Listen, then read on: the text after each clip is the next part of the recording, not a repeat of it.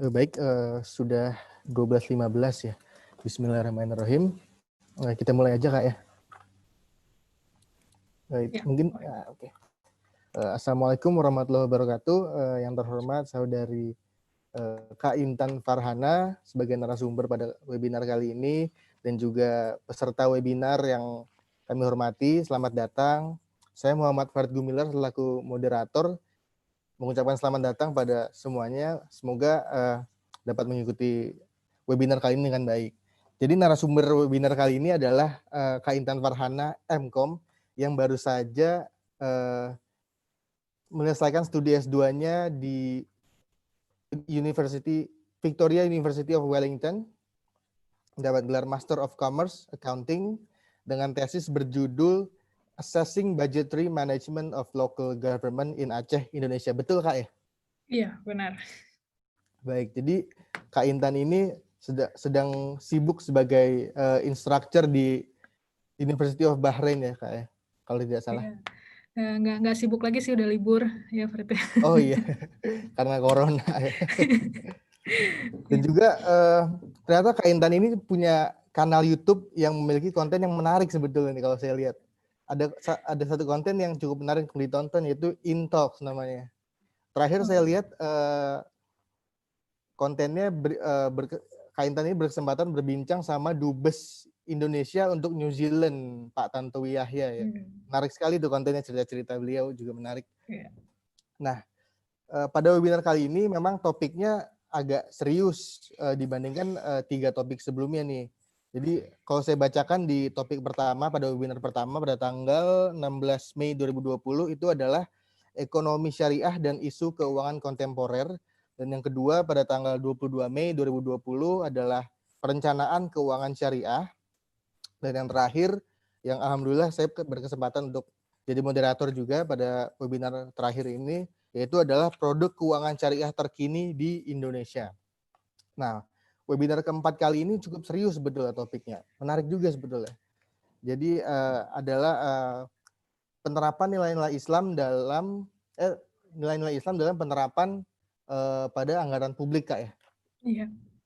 Iya, sebenarnya cukup menarik karena kalau misalnya berbicara tentang anggaran publik, tentu kan hal ini jadi menyangkut bagian dari fungsi pemerintah dalam perekonomian kan Kak ya, yaitu alokasi, distribusi dan stabilisasi.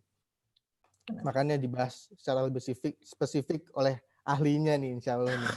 Jadi mudah-mudahan bisa bermanfaat lah pemaparan materinya. Nah sebelum kita mulai, acara ini akan menjadi 3 segmen, yaitu pembukaan, kemudian segmen kedua akan diisi oleh Kak Intan, pemaparan materi, kemudian yang terakhir adalah diisi dengan penutup dan tanya jawab dari peserta webinar. Baik, untuk mempersingkat waktu, silakan Kak Intan untuk memulai pemaparan materinya. Terima kasih. Terima kasih Farid. Assalamualaikum warahmatullahi wabarakatuh. Terima kasih banyak atas kesempatannya. Atas kesempatan untuk mengisi webinar kali ini. Selamat datang juga kepada teman-teman yang sudah hadir di Zoom dan juga yang sudah mengikuti live melalui YouTube ya. Insya Allah kita akan berdiskusi selama 1 jam lebih ya, 2 jam ke depan mengenai nilai-nilai Islam dalam anggaran pemerintahan. Cuman mungkin sebelum saya memulai lebih jauh, sedikit, saya bukan ahlinya ya. Ini jadi tuh mungkin nanti saya akan berbicara dulu sebelum memulai langsung ke materi ya. Saya asli dari Aceh. Kebetulan sudah di Bahrain dari bulan Februari ya. Setelah selesai dari New Zealand, pulang sebentar ke Aceh, kemudian terbang ke sini. Memang jadi concern saya sebenarnya lebih kepada manajemen accounting, particularly ke public sector. Nah, pada saat meneliti untuk tesis, jadi waktu itu karena saya mengambil studi kasus di Aceh, jadi karena problem yang saya teliti itu memang masalah anggaran. Waktu itu akhirnya saya tertarik gitu untuk melihat bagaimana sih sebenarnya konsep budgeting di dalam Islam. Kemudian kita bisa melihat penerapan dan tantangannya dengan studi kasus di Aceh, karena kan Aceh itu menerapkan syariat Islam, jadi bisa ditariklah sedikit. Tapi memang tidak terlalu dalam, karena budgeting nilai-nilai Islam dalam government budgeting saya jadikan hanya sebagai normative framework di dalam tesis saya. Ada framework lain yang menjadi main framework-nya di dalam tesis. Nah, tapi memang apa yang saya temukan dan analisis itu cukup signifikan, sehingga bisa menjadi insight lah yang baru terhadap literatur dan juga kepada kita semua ya sebagai pribadi, sebagai muslim. Karena memang topik mengenai nilai-nilai Islam di dalam anggaran pemerintahan ini cukup jarang dibahas. Jadi itu memang yang lebih banyak kan kalau kita ngomongin Islamic economic, ngomongin Islamic finance itu kan lebih banyak ke perbankan, ya kan? Lebih banyak ke sistem ekonomi as a whole, kemudian keuangan ya lebih ke sana. Tapi ke permasalahan anggaran pemerintahan itu jarang disentuh. Dan itu memang terlihat di literatur memang kurang. Nah, ini yang kemudian alhamdulillah saya berkesempatan untuk belajar sedikit dan saya pun masih belajar gitu. Jadi nanti kita di sini saya harap sebagai platform diskusi sama-sama. Jadi saya pun bukan expert. Jadi insya Allah nanti mungkin ada teman-teman di sini yang punya ilmu lebih banyak bisa juga sharing. Jadi ini jadi platform belajar untuk saya juga gitu. Kira-kira ya. Mungkin saya langsung share slide-nya. Jadi memang topiknya terlihat serius ya, tapi akan saya coba untuk saya generalkan dan kita coba untuk lebih, dan ini insya Allah relatable sih ya, karena jika berbicara soal nilai-nilai Islam dalam anggaran pemerintahan itu memang tidak jauh dengan konsep-konsep yang sebenarnya sudah lama kita pahami, cuman memang jarang diangkat. Oke.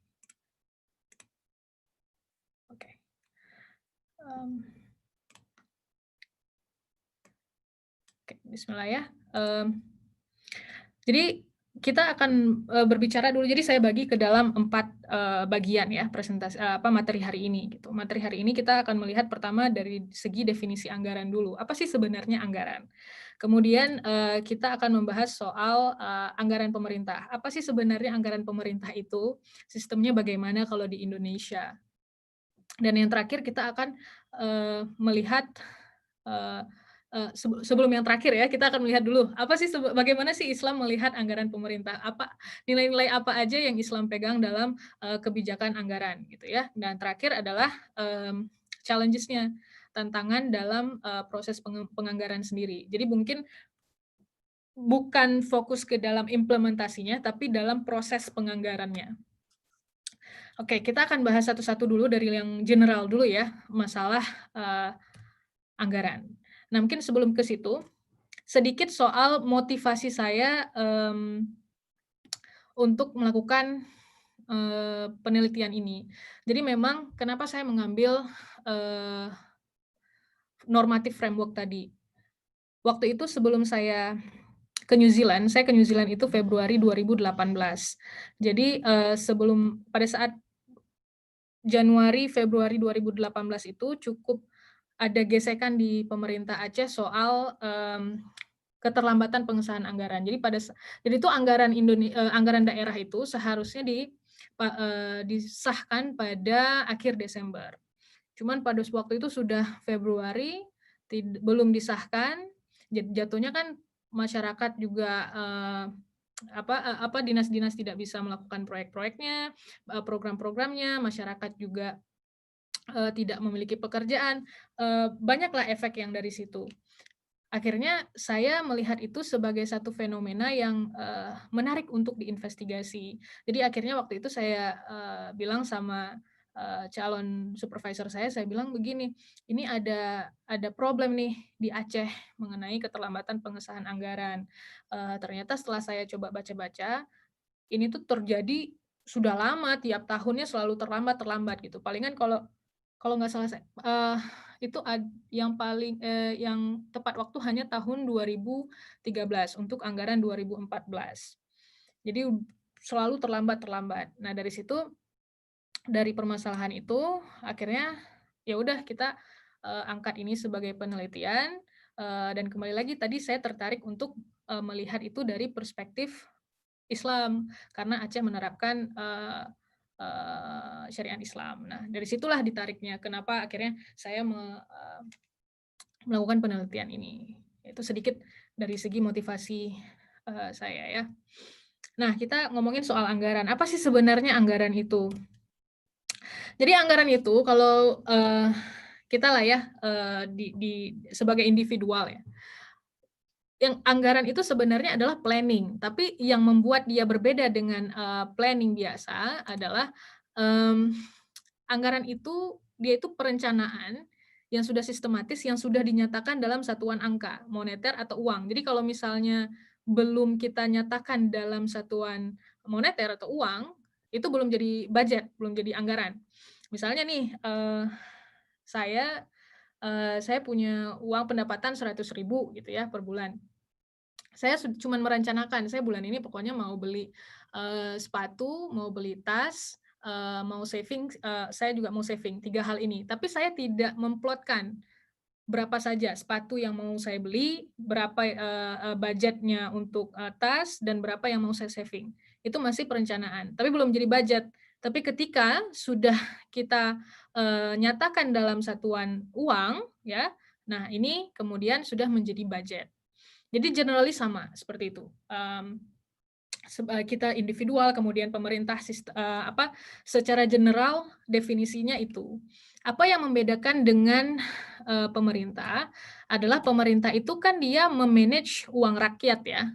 Nah, jadi ketika sudah ngomongin soal government budget, ini menjadi sebuah laporan publik. Ya, menjadi sebuah laporan publik yang kemudian berisi taksiran tadi, taksiran pendapatan dan juga pengeluaran pemerintah selama periode tertentu, itu 1 tahun biasanya, dan disusun oleh eksekutif kalau di Indonesia, oleh eksekutif dan akan disahkan oleh legislatif. Jadi legislatif nanti akan memeriksa anggaran yang di-prepare oleh eksekutif, ya baik di pusat maupun di provinsi, di kabupaten kota. Nah, itu nanti kemudian akan disahkan. Jadi ada check and balance juga di situ. Jadi yang prepare-nya eksekutif, legislatifnya akan memeriksa gitu. Nah, itu sedikit soal government budget ya. Nah, anggaran ini merupakan hal yang paling penting ya, merupakan bagian yang paling penting yang menghubungkan masyarakat dan pemerintah. Jadi disinilah hubungan bagaimana pemerintah mengalokasikan anggarannya untuk kepentingan masyarakat. Ya, ini dia makanya anggaran itu sangat penting di dalam pemerintahan. Nah, ini mungkin kalau sedikit ya soal struktur pemerintahan di kita. Ya, ini sepertinya kita juga tahu bagaimana kita punya struktur central government, pemerintah pusat, kemudian ada local government. Local government ini termasuk ke provincial, ya, provinsi, kemudian ada kabupaten kota, ada kecamatan, dan juga ada desa. Nah, ini semuanya tuh memanage uang dengan anggarannya tuh akan di-manage bagaimana kita akan melihat apa-apa aja problem-problemnya, nanti kita akan bahas selanjutnya. Nah, kalau dari struktur penerimaan negara ada sedikit, jadi di Indonesia itu ada struktur penerimaan negara dan juga struktur penerimaan daerah. Kalau negara itu dia dapat uangnya dari pajak pastinya, ya, kemudian ada juga penerimaan bukan pajak dan juga penerimaan hibah. Kalau pemerintah daerah, dia ada lagi pendapatan asli daerahnya, kemudian bagi hasil dari sumber daya alam, bagi hasil pajak, dan juga ada yang namanya dana alokasi umum. Ini yang ditransfer oleh pemerintah pusat ya untuk menyeimbangkan kapasitas fiskal pemerintah daerah. Dan ini biasanya misalnya nih pembayaran gaji PNS gitu dari atau ASN ya dari DAU. Kalau di AK ini khusus dana alokasi khusus. Itu dia untuk misalnya keperluan untuk darurat ya, bencana. Dan yang terakhir juga ada beberapa provinsi di Indonesia itu ada Orsus ya, ada mendapatkan dana otonomi khusus seperti Aceh dan Papua. Nah, di Indonesia sendiri proses anggarannya itu dia 1 tahun proses preparing-nya. Jadi dari Januari dimulai dari musrenbang dulu. Musrenbang, jadi masyarakat ditanya di desa, masyarakat ditanya mereka perlunya apa, maunya bagaimana. Nah, kemudian ini akan di-follow up ya untuk menjadi rencana di daerahnya. Nah, nanti baru akan di-follow up lagi dengan berbagai proses sampai dia menjadi local budget. Jadi memang prosesnya cukup panjang selama setahun.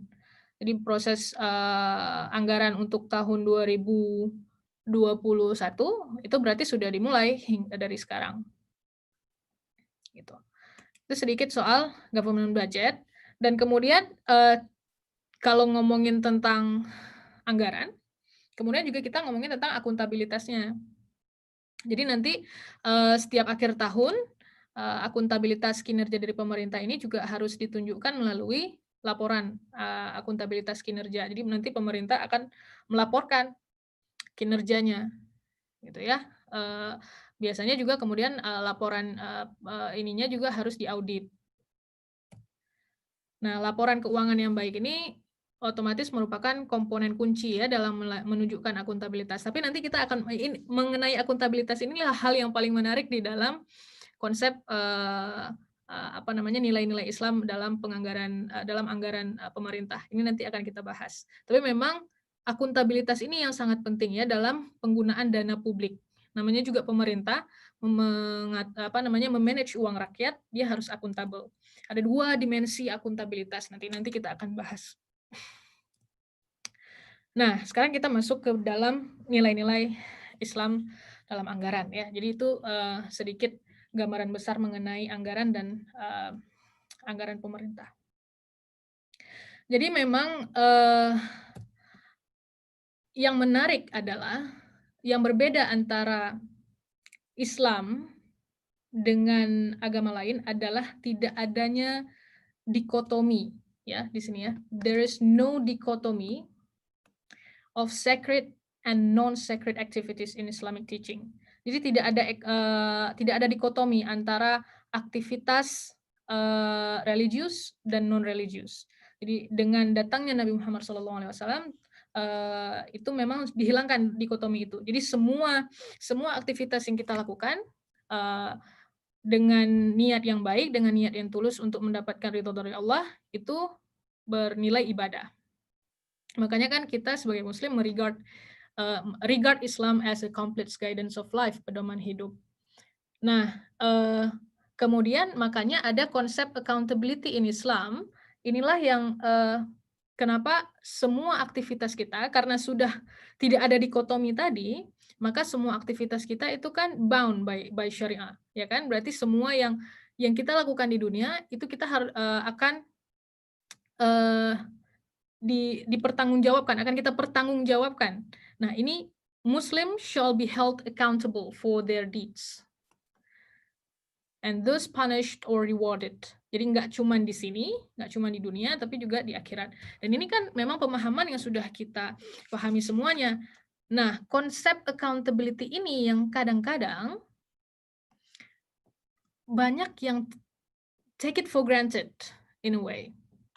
Dan apalagi di dalam pemerintahan. Jadi masalah tadi akuntabilitas tadi kan sudah saya paparkan bagaimana pemerintahan sudah set tuh sistem akuntabilitas. Pada akhir tahun pemerintah harus memberikan laporan ya untuk melaporkan ini akuntabilitasnya.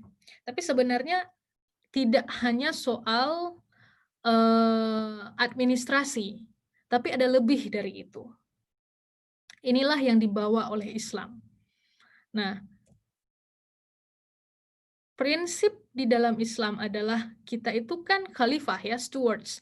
Jadi di dunia barat konsep stewardship ini barulah beberapa puluh tahun. Jadi waktu itu saya di New Zealand di mata kuliah governmental accounting. Jadi dosennya memaparkan soal konsep stewardship.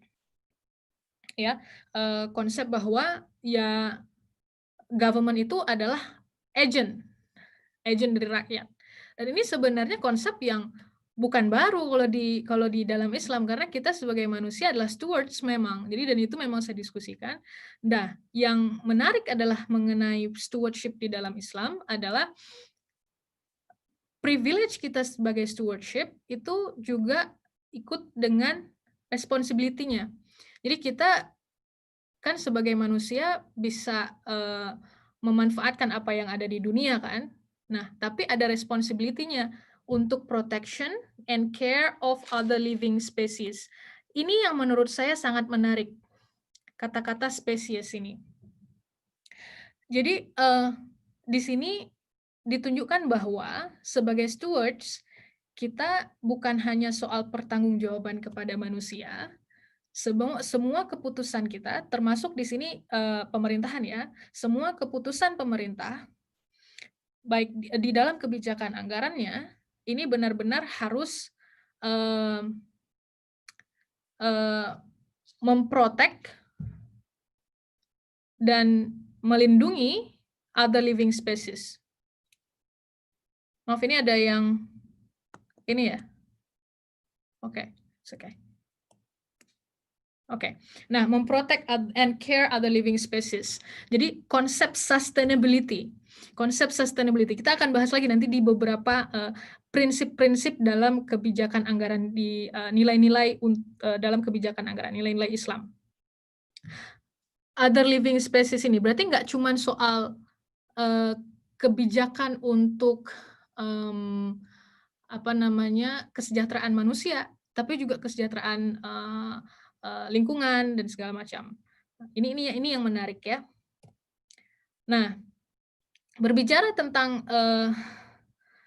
nilai-nilai untuk nilai-nilai Islam dalam kebijakan anggaran itu tidak jauh-jauh juga dalam hal good governance. Jadi ini ada 8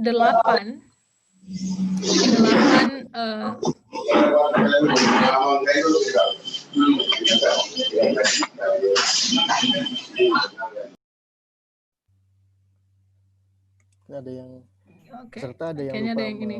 Iya. Oke. Silakan lanjutkan, Kak. Iya. Oke. Nah, di sini ada 8 ya.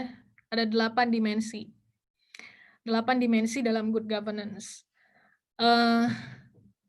Ada otomatis good governance, Islamic good governance itu semuanya harus rely on Islamic laws and values ya. Kemudian political system di-establish yang baik ya for electing and selecting good leaders. System of fair, justice and law and order. Lagi-lagi ada unbiased system of accountability. Jadi konsep accountability ini sangat sentral di dalam Islam. Kemudian system for transparent planning and delegating, system of defense, interest-free economic system, and system for public welfare. Nah, kalau kebijakan anggaran dia lebih ke sini ya, system for public welfare. Walaupun kemudian nanti nilai-nilainya itu masuk yang lain, misalnya seperti ini. Ini menunjang unbiased system of accountability. System for transparent planning ini juga menunjang adanya system for public welfare. Makanya kan ini yang hal yang empat kriteria ini yang paling sering kita pelajari ya dari kecil, bahwa bagaimana sebagai khalifah di bumi ini kita harus jujur ya, sidik, kemudian tabligh kita menyampaikan itu transparent, kemudian amanah, trustworthy ya, dapat dipercaya, dan juga bijaksana, fatanah. Nah, menarik kalau kita ngomongin soal anggaran di dalam Islam itu kadang-kadang pengen tahu gitu, gimana sih sebenarnya pada masa Nabi Muhammad ya kan, gimana sih Rasulullah memanage uangnya, uang rakyat waktu itu. Jadi pada saat di masa Rasulullah SAW, budgetary policy waktu itu masih sangat simple. Jadi nggak sekompleks sekarang gitu sistemnya. Ada beberapa hal yang kenapa dia simple ya dulu. Yang pertama, yang jelas orangnya tidak sebanyak sekarang yang diinikan, dan juga kemudian basis dari anggarannya itu sendiri hanya melalui ketersediaan uang ya, ketersediaan revenue-nya, pendapatannya, yang akan kemudian yang akan kemudian menentukan seberapa banyak atau masalah spending-nya itu akan ditentukan dari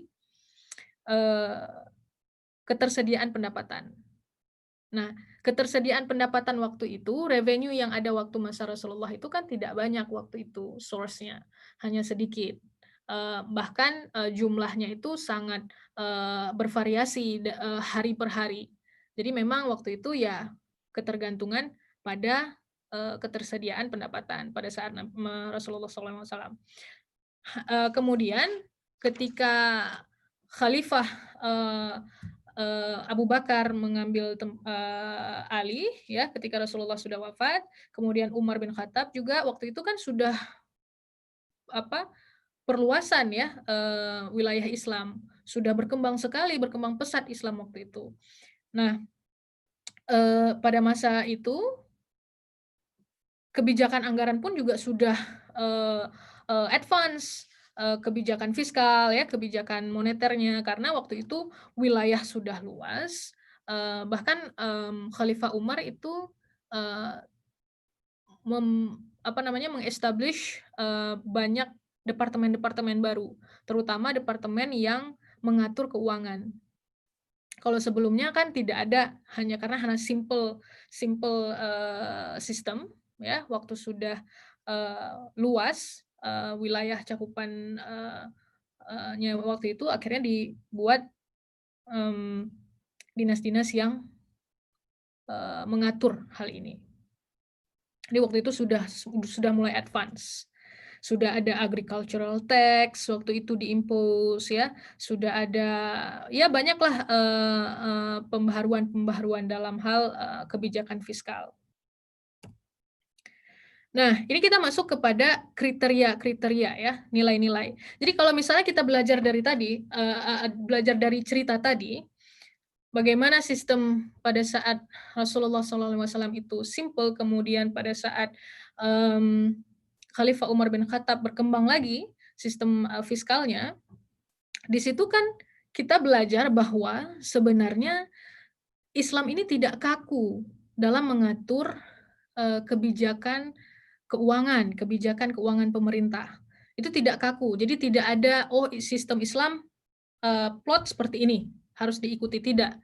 Yang di-guide oleh Islam adalah pedomannya, adalah nilai-nilainya, prinsip-prinsipnya. Dan itu sebenarnya relate ke morality dan ethics.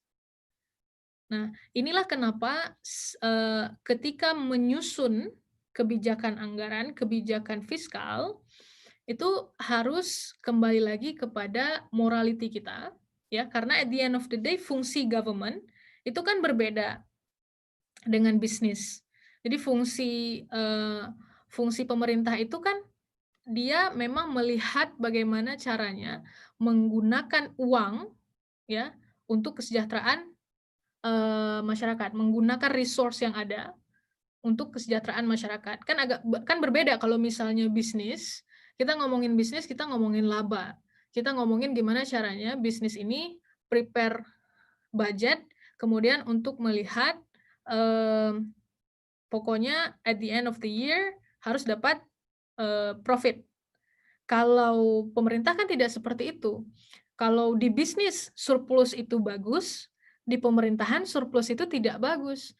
Karena kalau misalnya pendapatan pemerintah 100 juta, yang digunakan hanya 50 juta. Berarti ada 50 jutanya lagi yang tidak digunakan, yang seharusnya bisa digunakan untuk kesejahteraan rakyat, tapi tidak digunakan, surplus. Nah, itu tidak bagus sebenarnya.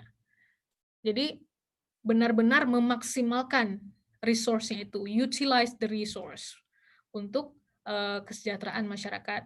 Itulah kenapa nilai yang pertama yang harus diterapkan di dalam anggaran pemerintah itu adalah all expenditure should follow the criteria of the maslahah of the ummah, ya, kepentingan masyarakat. Nah, yang kedua, ini jelas karena memang tujuan dari pemerintah itu untuk menyejahterakan masyarakat, berarti jelas konflik. Kalau ada konflik antara kepentingan pribadi dengan kepentingan publik, pastinya kepentingan publik dulu yang harus diutamakan. Nah, kemudian kita ngomongin soal public expenditure, ya, spendingnya, alokasinya. Nah, ini menarik. Kalau teman-teman familiar sama teori dari Abraham Maslow, ya, hierarchy of needs, ya, itu dia kan ada dari awal, ya, dia ada physiological needs, ya, kemudian ada safety needs, ya, at the end of the day samalah prinsipnya, ya, essentials dulu sampai dia ada punya self actualization. Teori dari Maslow ini baru 1940-an kalau nggak salah saya. Kalau ini sebenarnya lihat ini public expenditure, nilai yang Islam punya itu sebenarnya soal hierarchy of needs ini sudah lama. Jadi ini not a new agenda kalau misalnya ada banyak yang konsep-konsep di barat yang sekarang ngomongin soal well-being budget. Soal kayak New Zealand, ya, New Zealand sudah mau implement well-being budget dari mulai tahun 2018 kalau nggak salah saya.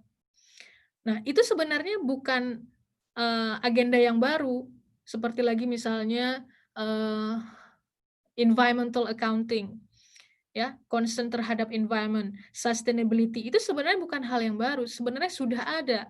Tapi hanya saja we take it for granted, dan seakan-akan ini adalah konsep yang baru yang ada. Sebenarnya tidak.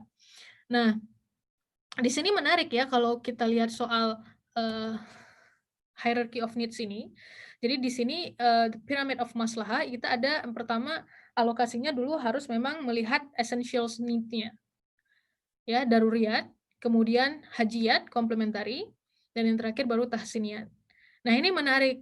Jadi semakin dia ke atas berarti degree of decision-nya akan semakin less fundamental.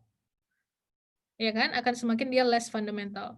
Tapi dia akan lebih luas cakupannya karena untuk mengachieve well-being of society.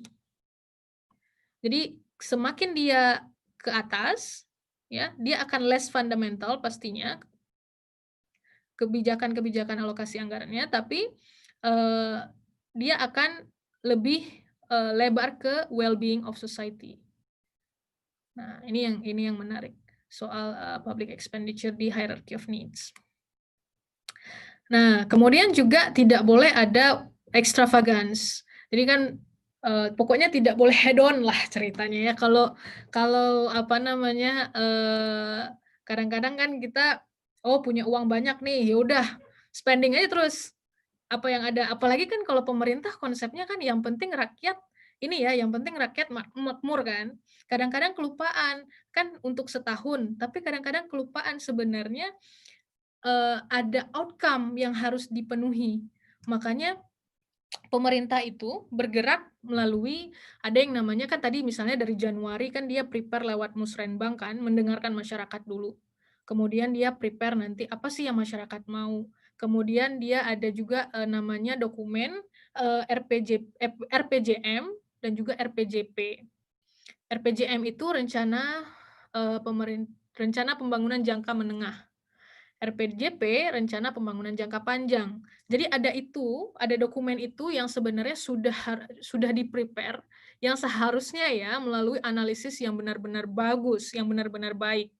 Jadi kalau RPJM itu biasa 5 tahun, apa sih yang mau di-achieve selama 5 tahun? RPJP 20 tahun. Nah, ini yang seharusnya nge-guide. Jadi walaupun misalnya pendapatannya banyak nih, bisa banyak kita bikin dalam setahun, tapi tidak boleh extravagance.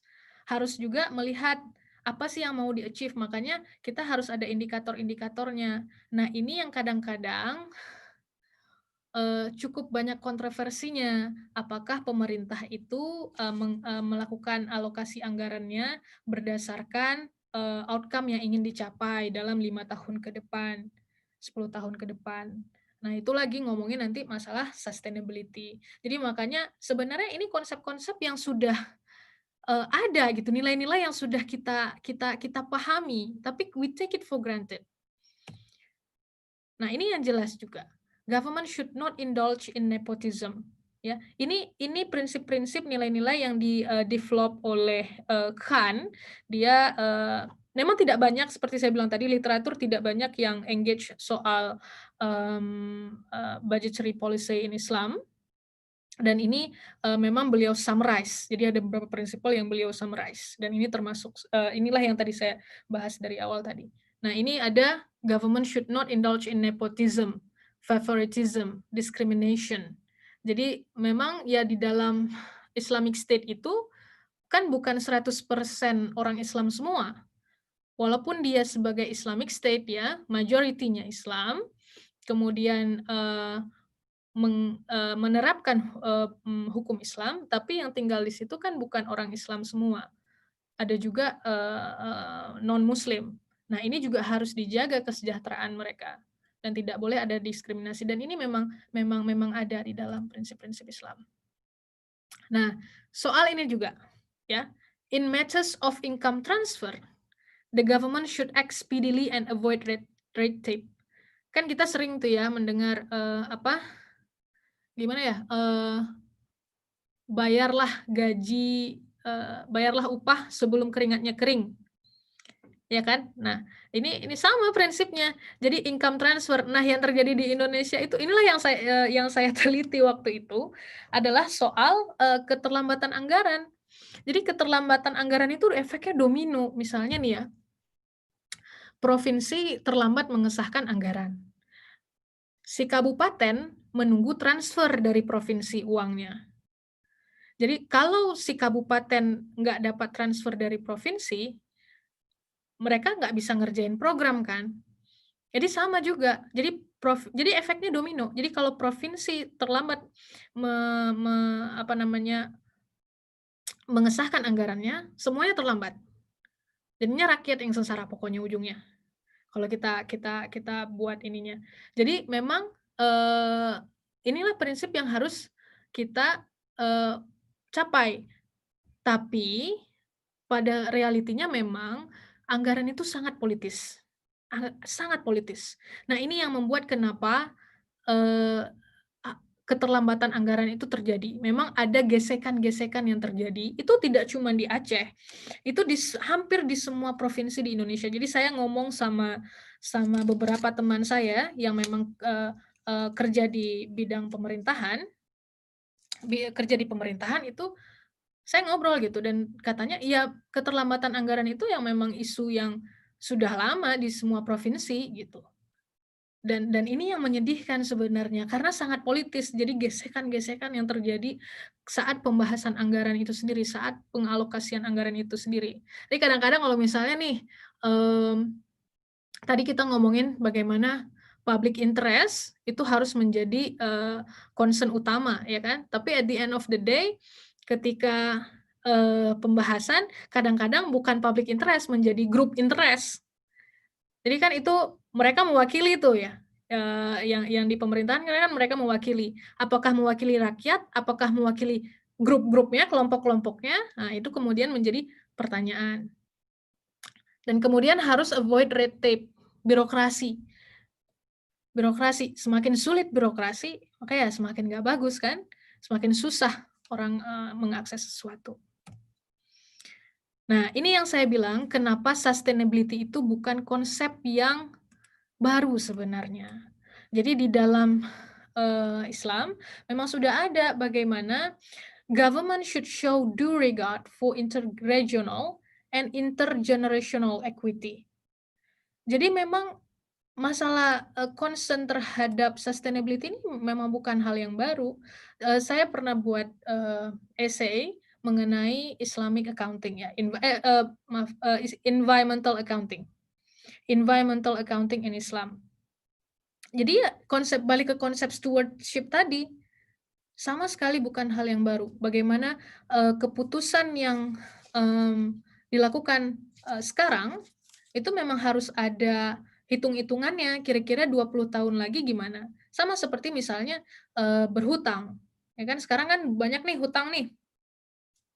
Seharusnya hitung-hitungannya gimana itu? Itu yang bayar kan bukan yang hari ini, bayarnya 20 tahun lagi, 30 tahun lagi, gitu. Itu memang harus sangat, benar-benar kita, perhitungkan di dalam keputusan. Nah, yang terakhir adalah government should remain accountable to the people and to Allah. Nah, ini yang konsep accountability ini yang memang sangat bermasalah. Jadi, kan di Indonesia itu konsep accountability-nya memang sistemnya sudah di-establish ya, secara administrasi, harus ada laporan. Kadang-kadang, atau banyak kali memang, yang melupakan aspek adanya, vertical dimension of accountability. Jadi secara horizontal itu kan ke manusia, secara vertikal ke Tuhan. Tapi memang accountability secara vertikal ini tidak bisa dicapai jika accountability secara horizontal itu tidak bagus. Yang terjadi, accountability secara horizontal ini bermasalah. Karena yang pertama transparansi. Sekarang kita bisa lihat bagaimana transparansi, at least saya meneliti di daerah ya, transparansi di daerah itu memang masih kurang sekali. Jadi masyarakat misalnya nih, masyarakat berpartisipasi saat musrenbang, musyawarah, di desa ya, soal anggaran. Tapi kemudian mereka tidak bisa follow up lagi. Apa sih, program yang masuk, saran-saran apa dari mereka yang masuk. Itu jarang mereka bisa follow up, karena proses setelah itu sudah sangat politis. Nah, transparansinya kurang sekali. Jadi memang, ya kadang-kadang ada yang bilang ya memang itu hanya sekedar formalitas, ada yang bilang. Ada beberapa interviewee saya bilang seperti itu. Memang ya musrenbang ada, cuman follow up setelahnya tidak bisa diakses. Hanya pada akhirnya, di-publish, dokumen anggaran. Jadi setiap daerah itu kan harus publish ya, dokumen anggarannya. Nah, itu saat itu baru bisa tahu. Sebelum-sebelumnya prosesnya tidak bisa tahu. Nah, accountability ini yang pemahamannya masih sangat terkotak, bahwa akuntabilitas itu hanya pada, oke, sudah ada laporan, sudah diaudit, sudah selesai. Padahal sebenarnya audit itu tidak menggambarkan problema yang ada. Jadi audit itu, jadi misalnya nih pemerintah dapat opini audit yang bagus kan, tapi itu tidak menggambarkan bahwa tidak ada korupsi, karena audit itu dia hanya melihat bahwa laporan yang dipersiapkan itu sudah sesuai dengan standar yang ditetapkan. Itu saja. Tapi problema-problema yang di dalamnya, korupsinya, apa segala macam itu tidak bisa terlihat. Nah, itu yang memang, dalam prakteknya sangat bermasalah. Makanya di dalam Islam, jadi sebenarnya, tidak ada sistem yang kaku seperti saya bilang tadi. Jadi memang yang diberikan adalah nilai-nilai dan prinsip-prinsip yang harus dipegang. Jadi kalau sistemnya ya tidak masalah selama tidak violates konsep halal, haram. Nah, itu dibebaskan aja. Makanya kan berkembang dia. Dari mulai zaman Rasulullah, kemudian, khalifah, dia kan berkembang sistem-sistem kebijakan fiskalnya yang diinikan. Jadi, selama itu keputusan bersama, ya, makanya ini ada, al-muslimuna 'ala syurutihim. Muslim itu, ya, terikat dia dengan agreement, perjanjian, yang sudah mereka buat secara kolektif, secara bersama. Jadi selama konsepnya, regulasinya itu, baik, ya, seperti misalnya nih sistem proses penganggaran Indonesia itu dia baik, bagus. Karena dari awal tuh udah ada partisipasi yang diajak oleh masyarakat, sudah ada partisipasinya. Tapi kemudian apakah, eee pelaksanaannya dalam proses penganggarannya dan segala macam. Nah, itu yang kemudian menjadi, problem. Sebenarnya sistemnya sudah bagus itu, tapi apakah nilai-nilainya dalam proses penganggarannya itu, dimasukkan, nah itu kemudian menjadi, pertanyaan yang cukup menarik untuk kita teliti ya. Nah, apa sih tantangannya? Nah, ini sedikit dari hasil penelitian saya. Jadi saya yakin ada banyak lagi kalau misalnya memang ada teman-teman di sini ya dari scholars juga mungkin ada yang mau melanjutkan studi, yang mau melanjutkan riset. Ini menjadi ide riset yang paling menarik sebenarnya. Tantangan dalam menerapkan prinsip-prinsip ini di dalam pemerintahan. Nah, tadi ini saya sudah bahas bagaimana problemnya ada mengenai anggaran terlambat, korupsi, transparansi yang kurang. Political interest itu takes precedence di Indonesia, ya. At least saya bisa berbicara di Aceh gitu. Kemudian ada problems in accountability juga, problems in budget allocation. Dan ini memang kalau saya refer ke literatur tidak hanya cuma di Aceh, di banyak provinsi lain juga seperti itu. Memang ini masih bermasalah sekali di Indonesia, ya.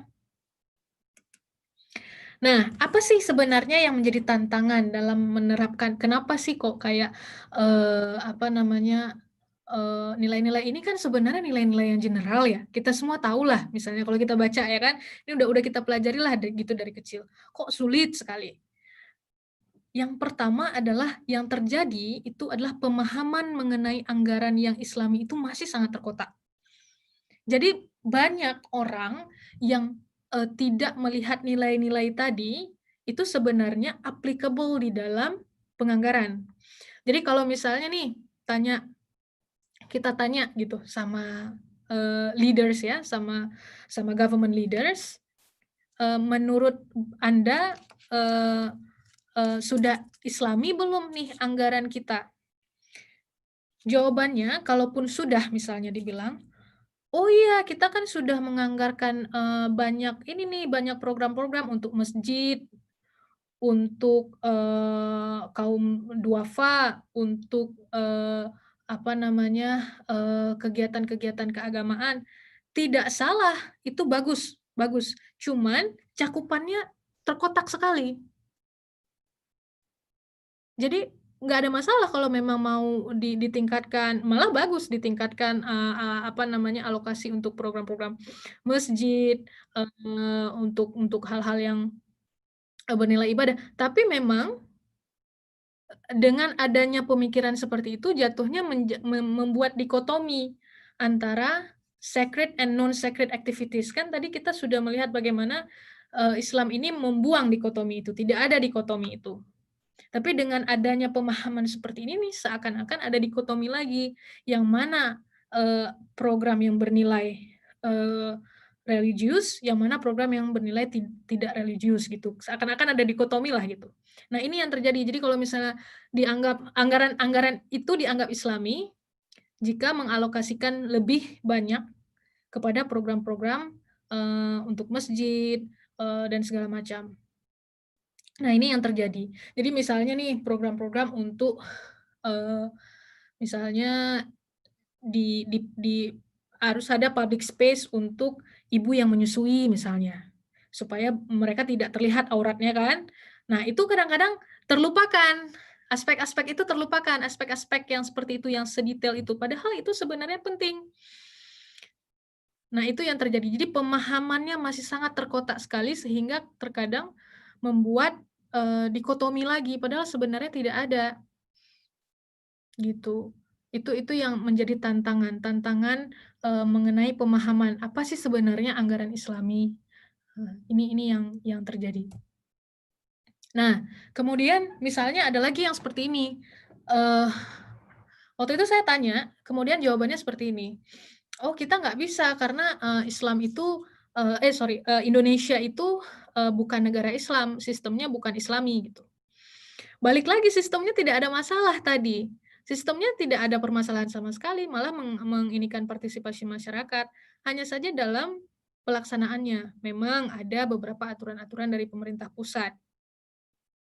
Tapi tidak membuat nilai-nilai tadi tidak bisa diterapkan. Nah, yang kemudian yang terjadi, tantangan yang terjadi adalah resistensi terhadap istilah Islami ini. Ini yang ada di Indonesia sekarang ini. Jadi kadang-kadang ada yang sensitif, seakan-akan Islami ini, kalau misalnya kita bawa ya, oh ini anggaran Islami nih, gitu. Ini kita mau bikin, kita mau establish sistem anggaran Islami gitu. Seakan-akan itu eksklusif nilai-nilainya, gitu. Padahal sebenarnya itu nilai-nilai yang universally acceptable. Jadi menarik waktu itu saya presentasi ya soal, tesis saya di conference. Saya presentasi soal ini, tapi ini kan lebih general, saya lebih presentasi memang apa yang hasil finding saya. Ada satu profesor bertanya gini, eee kenapa harus Islamic budgeting? Kenapa harus Islamic values? Kenapa harus Islamic values? Seakan-akan terlalu eksklusif, katanya seperti itu. Ini kan nilai-nilai yang kita anut gitu. Itu kan di New Zealand ya, mereka mereka bilang seperti itu ya, "Ini nilai-nilai yang kita anut, harus jujur, harus untuk rakyat, ini bukan eksklusif, tapi kenapa kamu membuatnya seakan-akan ini sangat eksklusif?" Gitu. Nah, ini membuktikan bahwa sebenarnya nilai-nilai yang kita bahas tadi ini nih, sebenarnya bukan hal yang, eee, eksklusif gitu. Nah, tapi memang sekarang jika kita, apa namanya, perkenalkan hal ini, kemudian, memang ada resistensi gitu, ada sensitivitas bahwa, oh nanti ini, ya Islam kan memang sekarang sudah banyak sekali yang relate sama anarkisme dan segala macam. Dan ini yang terjadi gitu, tantangan terhadap, eee, resistensi, ada banyak resistensi karena memang Indonesia kan bukan negara Islam ya, Indonesia bukan negara Islam. Nah, ini yang terjadi. Nah ini, sejauh ini, yang bisa saya sampaikan soal, eee, nilai-nilai Islam di dalam penganggaran, pemerintah dan juga beberapa tantangannya. Mungkin nanti kita bisa diskusi lebih jauh ya, sama teman-teman yang lain. Itu aja Farid, mungkin saya serahkan lagi ke Farid.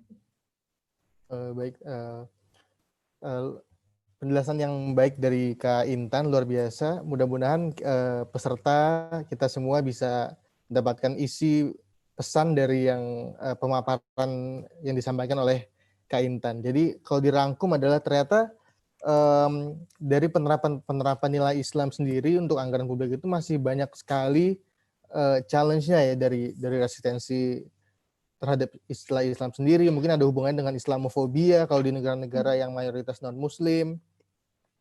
Kemudian atau bahkan di negara yang banyak muslimnya sendiri, di Indonesia mungkin beberapa kelompok masih ada rasa Islamofobia mungkin sebagian kelompok.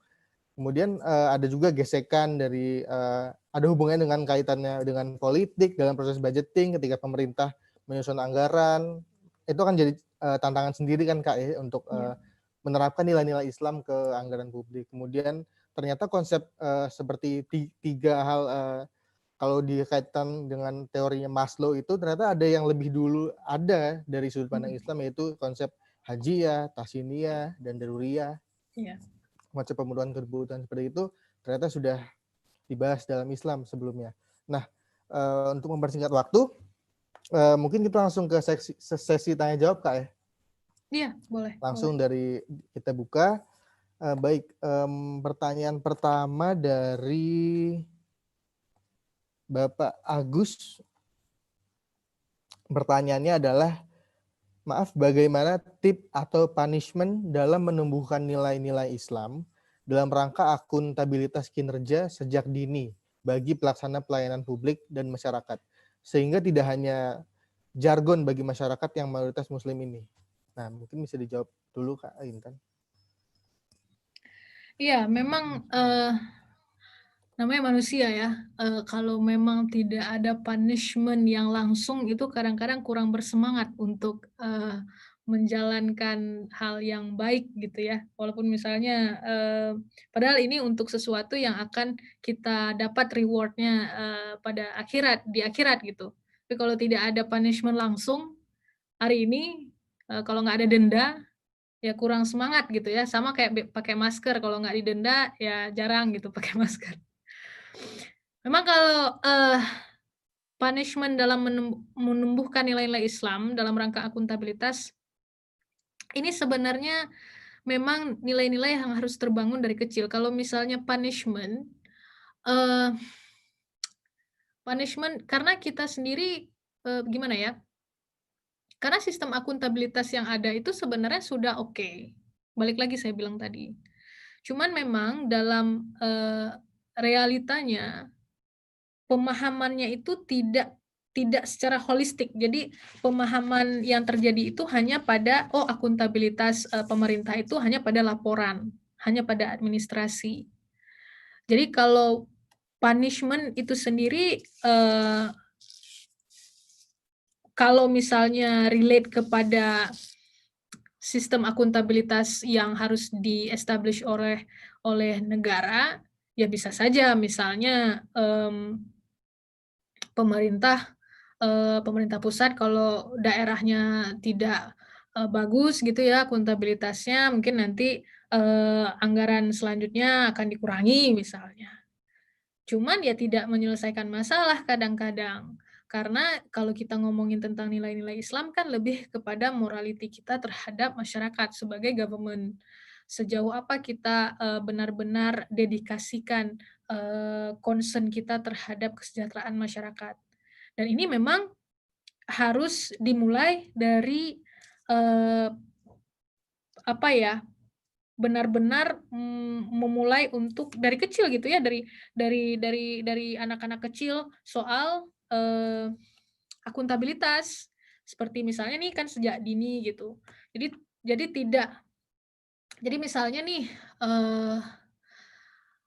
anak kecil kita kasih, uang, kemudian dia harus budgetkan ya, dan dia kemudian harus benar-benar akuntabel.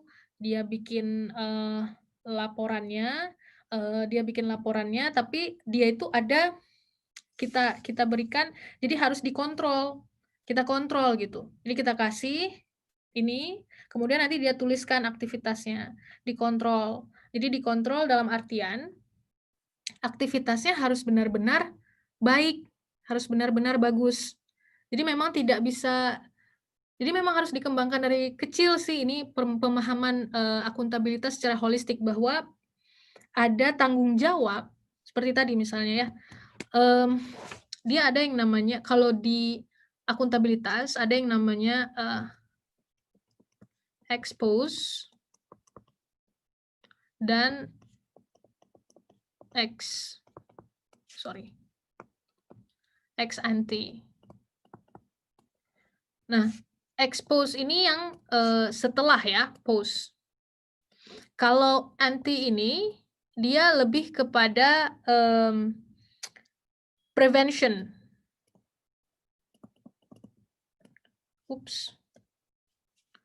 Dan, anticipation. Jadi mengajarkan soal ex ante ini, responsibility. Responsibility bahwa untuk menjadi seseorang yang akuntabel, yang bahwa nanti laporannya bisa diterima dengan baik, aktivitasnya harus dilakukan secara responsible. Harus ada hitung-hitungannya, misalnya nih mau ngambil, mau bikin yang, misalnya kita kasih untuk anak kita uang sekian, dia harus manage. Nah, aktivitas-aktivitas yang dilakukannya itu harus, kita kontrol karena kita ini mau menerapkan ya, untuk menerapkan, soal akuntabilitas, yaitu tadi kita kontrol bahwa aktivitas yang dilakukan oleh dia, itu benar-benar, dia lakukan secara responsible. Dia melihat nggak ini ada uang, sekian, dia harus budgetkan dulu, bikin ini, mau beli ini, mau beli itu, mau bikin ini, nah tapi dia harus tanggung jawab, gitu. Itu yang harus diambil ya, kalau dari, yang harus diterapkan dalam sistem, dalam penanaman akuntabilitas sejak dini. Jadi memang akuntabilitas itu tidak hanya soal, "Ini nih, saya kasih uang untuk kamu, terus nanti kamu laporin." Nggak cuman itu, tapi ada lebih dari itu, ada sisi responsible-nya. Nanti kalau misalnya kamu nggak responsibel, dipotong misalnya. Dan kemudian, benar-benar, menegaskan soal akuntabilitas, secara vertikal itu tidak bisa dicapai tanpa tercapainya akuntabilitas secara horizontal. Jadi tidak boleh apa namanya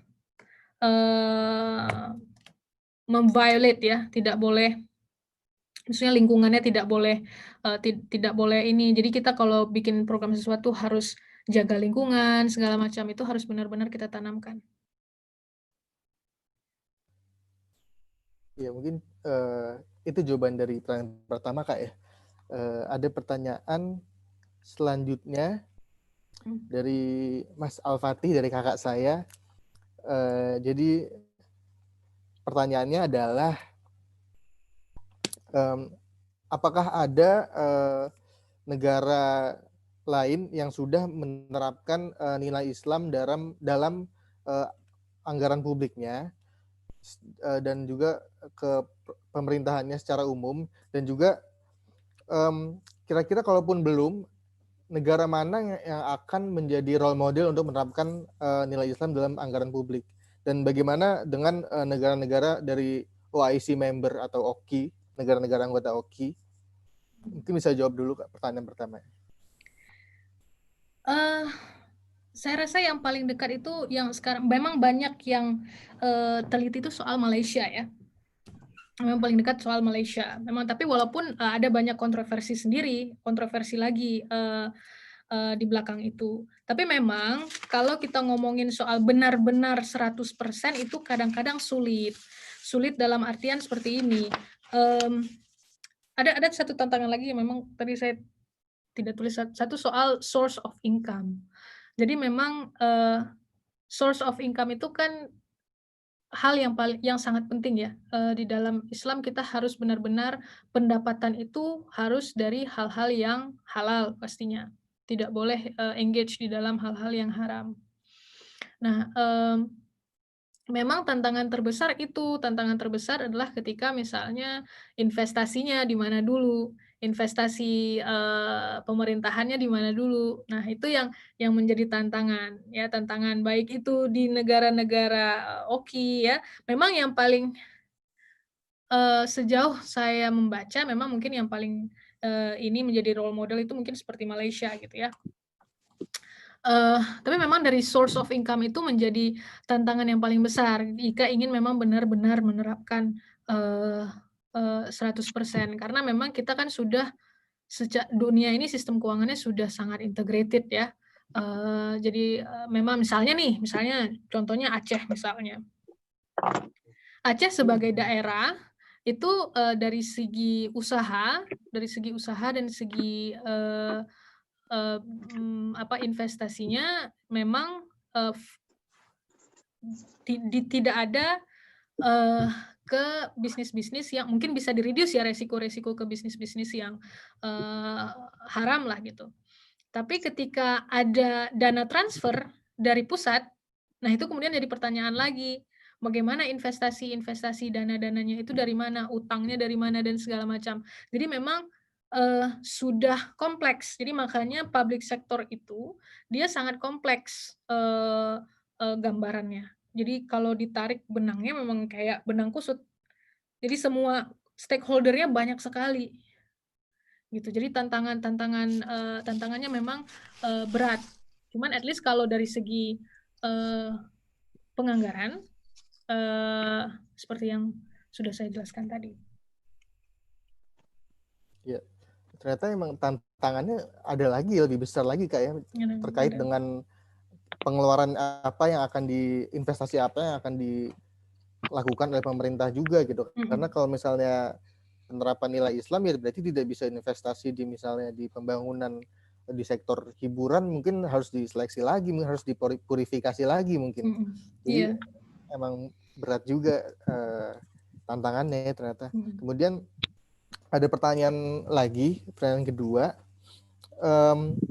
apa strategi yang Kak Intan rekomendasikan kira-kira nih untuk misalnya ada sebuah negara yang ingin, khususnya Indonesia, kalau misalnya ingin menerapkan nilai Islam terhadap anggaran publiknya, budgetingnya, kira-kira apa untuk mengantisipasinya? Karena memang tantangan terbesar itu memang kalau dari anggaran ya, itu memang dari segi pemahaman. Jadi memang harus dimulai dari situ dulu.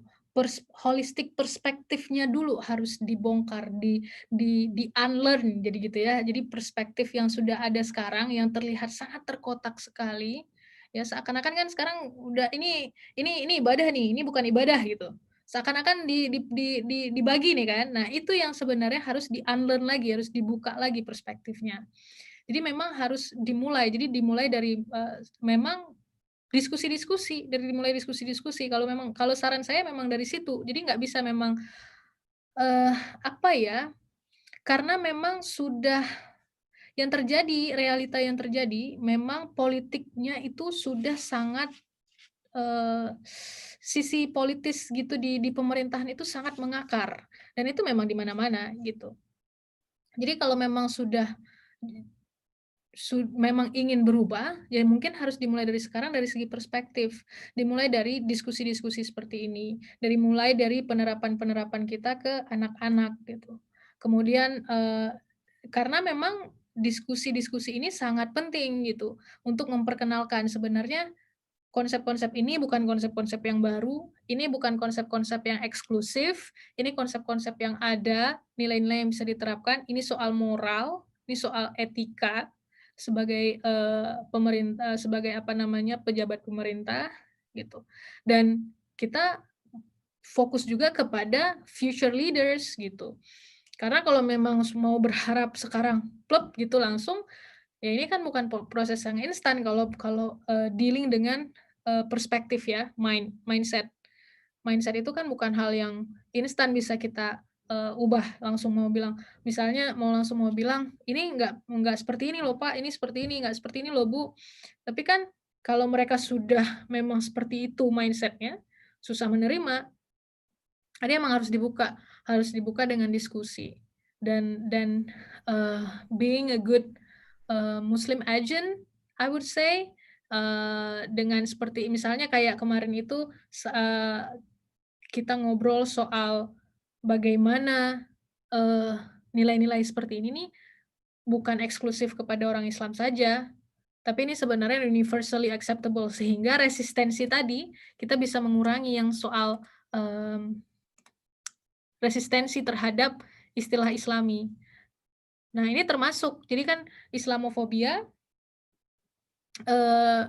bisa kita ini juga dengan hal-hal yang seperti ini, bahwa nilai-nilai Islam ini sebenarnya universally acceptable gitu. Baik, ternyata memang dari tantangan lagi dari mindset-nya, dari mental pemerintah, mental bangsanya juga harus diubah supaya mindset-nya paham bahwa ya memang kalau misalnya memang benar-benar Muslim ya harus paham dan pelan-pelan berubah ditanam dari generasi yang mudanya Kak ya berarti ya. Iya. Jadi memang kadang-kadang nggak cuma ini juga, misalnya kita ngomongin soal kita harus berubah nih ke sistem ekonomi Islam, ke sistem keuangan perbankan Islam segala macam, tapi tidak terkotak. Jadi misalnya yang terjadi itu seperti itu. Jadi kalau misalnya kita ngomongin tentang Islami di pemerintah, itu fokusnya kepada kita udah penganggaran yang seperti tadi ya, penganggaran untuk aktivitas-aktivitas yang inilah gitu untuk masjid dan segala macam. Tapi kemudian mereka ini lagi, kita perbankannya sudah syariah semua gitu. Kita sekarang encourage ke perbankan syariah. Tidak ada masalah, tapi ya itu tadi hanya terkotak yang ke tadi itu.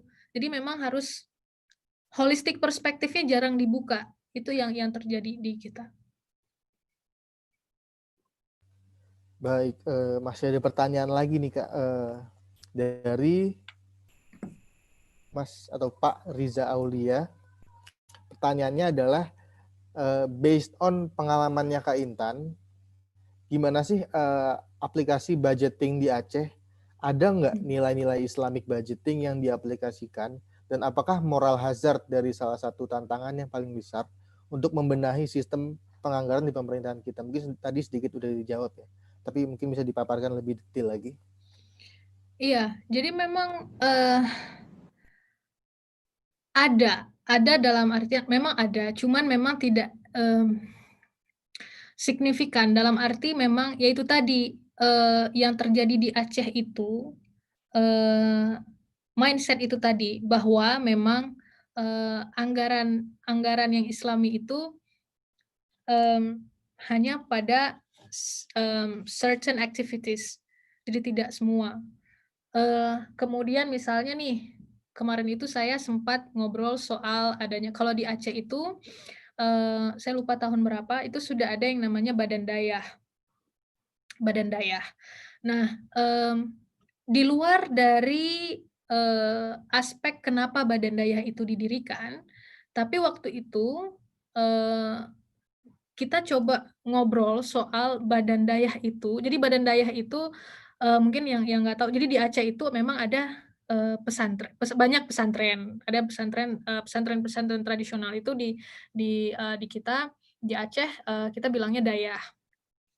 Nah, ada badan dayah yang memang mengurusi, dayah-dayah ini, pesantren-pesantren tradisional. Nah, di luar dari aspek kenapa badan dayah itu didirikan, itu memang ada alasannya sendiri. Tapi di dalam akuntansi, di dalam penganggaran, itu kemudian bisa menjadi pertanyaan, karena kadang-kadang itu bisa overlapping dari tujuannya badan dayah itu untuk pendidikan, kemudian dengan adanya dinas pendidikan. Satu overlapping dalam hal, eee, anggaran efisien dan, efektif tidak itu, karena sama-sama dalam ke pendidikan itu kemudian bisa overlap. Nah, yang kedua, salah satu interviewee saya memang bilang bahwa adanya dikotomi-dikotomi seperti ini, seakan-akan ada dikotomi tadi bahwa, oh ada pendidikan yang Islami, oh ada pendidikan yang tidak Islami. Karena waktu itu, yang terjadi di saya adalah pemahaman lagi, kita ngomongin pemahaman lagi. Saya tanya, "Anggaran di Aceh itu sudah Islami belum?" Terus katanya, "Oh iya, kita sudah meningkatkan nih anggaran untuk pesantren, untuk, masjid, untuk badan dayah," gitu.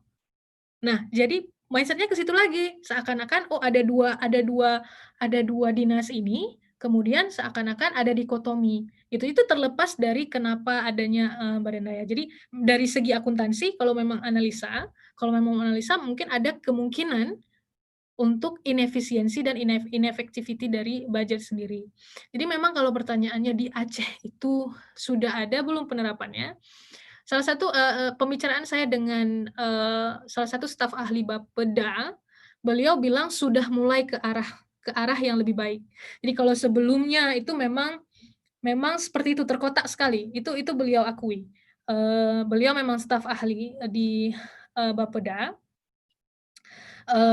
Kemudian juga, concern-nya juga di Islamic Economic ya. Jadi memang beliau akui itu, terjadi di Aceh, terkotak-kotak seperti itu, tapi sekarang katanya sudah mulai terbuka sedikit demi sedikit walaupun belum signifikan. Tapi sudah ada ke arah sana. Sudah ada mulai pemahaman bahwa, oh anggaran Islami itu bukan cuman ke sini loh, gitu. Jadi memang, itu yang terjadi di Aceh. Baik, ini ada kaitannya dengan pertanyaan lain nih dari Pak Indra. Apakah pemerintah Indonesia sudah menerapkan nilai Islam dalam anggaran publiknya? Mungkin udah dibahas tadi ya, lebih spesifik malah di Aceh udah mulai ada meningkat, meskipun masih ada dikotomi-dikotomi yang bisa jadi hambatan atau jadi tantangan untuk berkembang lebih lanjut lagi. Nah, pertanyaan terakhir nih Kak, mengenai anggaran publik. Apakah utang negara itu dibolehkan kalau dari perspektif Islam? Karena kalau misalnya kita ngomongin tentang hutang negara kan tentu dari negara lain ada penerapan bunga juga, interest juga kan yang dibebankan terhadap pemerintah. Nah, kira-kira apa sih solusinya kalau menurut Kak Intan dari sudut pandang Islam untuk mengatasi ini? Ya memang itu domino ya, memang sistemnya itu makanya integrated dia. Jadi nggak bisa berdiri sendiri gitu loh. Maksudnya kayak, makanya saya bilang tadi tantangannya itu beratnya karena kita sudah globally integrated dalam hal financial system gitu. Kalau memang dari kebijakan anggaran sendiri, memang, setiap negara itu beda-beda ya. Misalnya kayak US dia memang menerapkan defisit, jadi memang nanti dia ditutup sama hutang. Kalau Indonesia, jadi kalau di Islam itu menerapkan balance budget ya, pendapatan sesuai dengan pengeluaran sesuai dengan pendapatan, taksirannya begitu juga. Nah, di Indonesia menganut balance budget, cuman kadang-kadang agak sedikit ini juga karena nanti kalau nggak cukup dia ngutang gitu.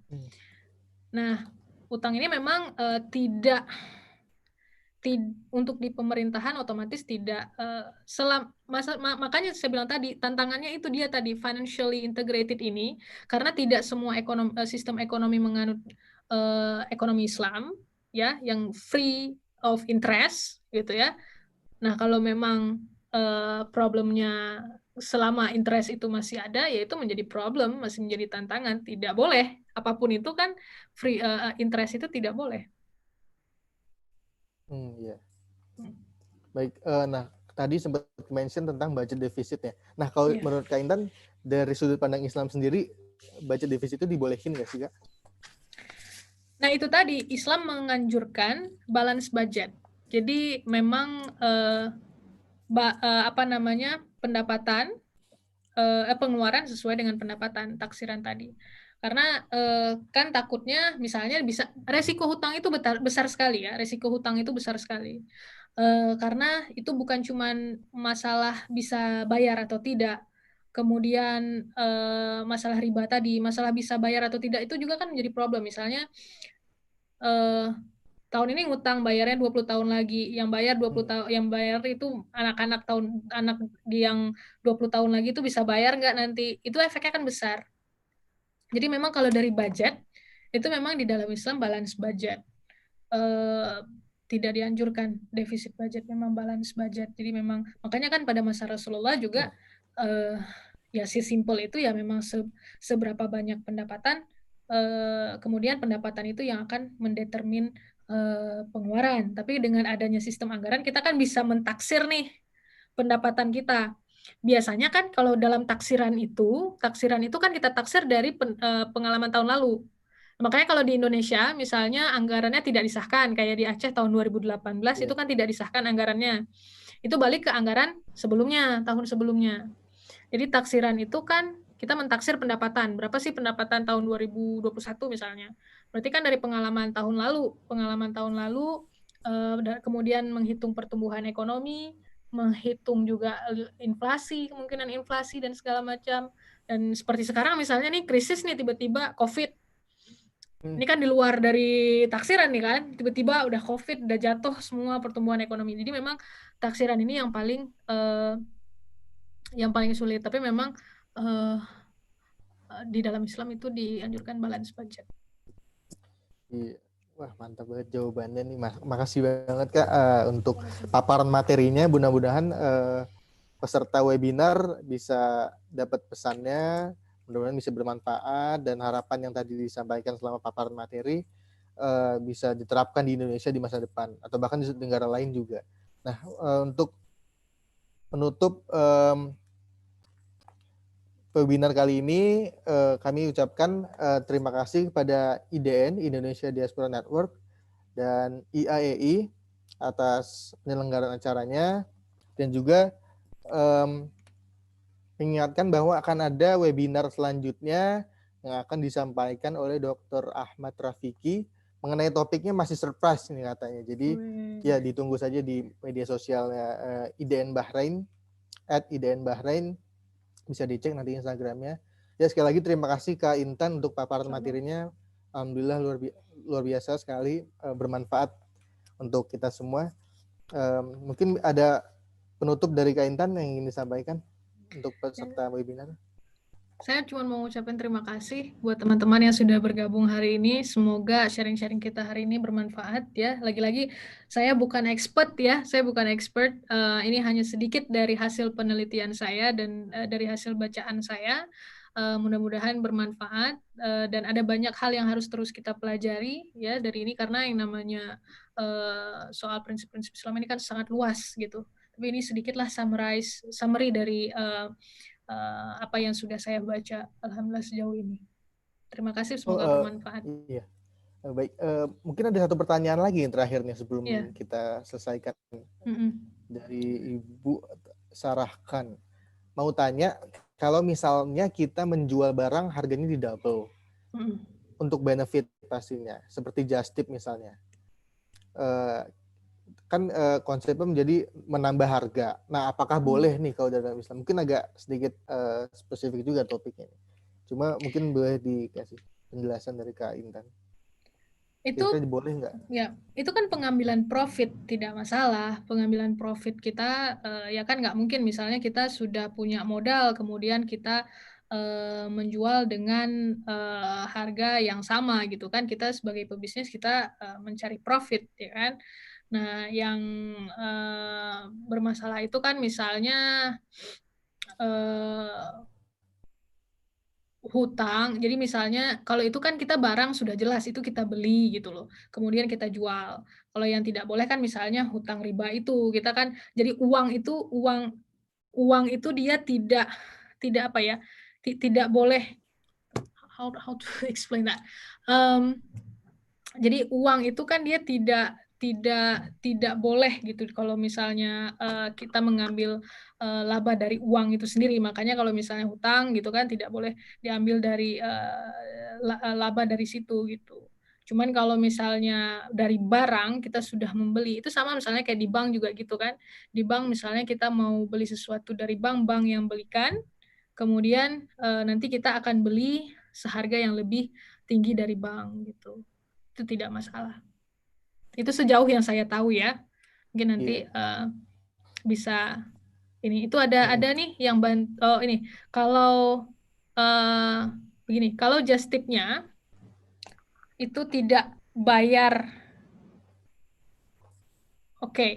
Nah, just tip itu ini ada teman yang membantu saya soal just tip. Jadi kalau katanya, jadi karena kan saya agak kurang paham ya soal akad-akad. Jadi kalau just tip itu tidak bayar DP, itu tidak boleh. Karena akadnya hutang. Nah, jadi kalau dia harus bayar DP dulu dia, gitu katanya. Iya, mungkin sedikit.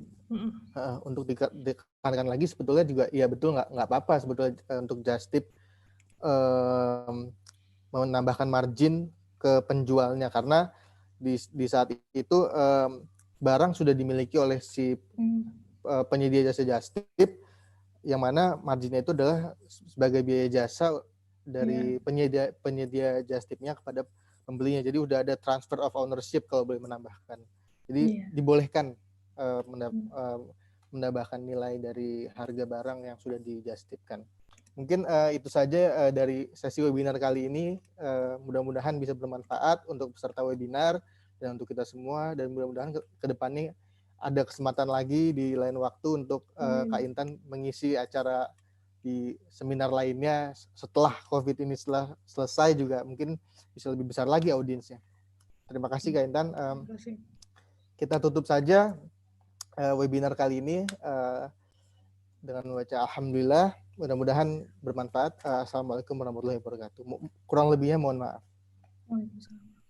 Waalaikumsalam.